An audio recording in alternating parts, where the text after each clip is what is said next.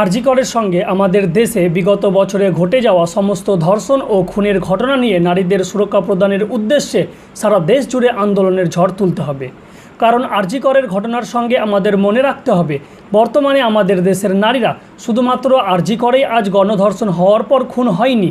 এই একই রকম ঘটনা 2002 সালে গুজরাটের দাঙ্গার সময় বিলকিস বানু এবং তার পরিবারের সঙ্গে ঘটেছিল। 2012 সালে দিল্লিতে নির্ভয়ার সঙ্গে ঘটেছিল। 2013 সালে মুম্বাইয়ের শক্তি মিল গ্যাংরেপে একজন ফটো জার্নালিস্টের সঙ্গে ঘটেছিল। 2017 সালে উত্তরপ্রদেশের উন্নাওয়ে ঘটেছিল।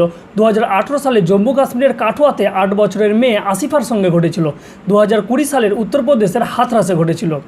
এর ফল হিসাবে আমরা বিলকিস বানুর রেপিস্টদের ফুলের মালা দিয়ে বরণ করে নিয়েছিলাম এবং আসিফার রেপিস্টদের পক্ষে র্যালি বের করে আন্দোলনে নেমেছিলাম। এছাড়া ধর্ষণে দোষী সাব্যস্ত কুখ্যাত রাম রহিম এবং আসারাম বাপুরা কিছুদিন পর পর জেল থেকে কিভাবে ছাড়া পায় এবং ধর্ষকদের প্রতি এইরকম নরম মনোভাব দেখিয়ে আমাদের সরকার দেশের জনগণকে কি বার্তা দিতে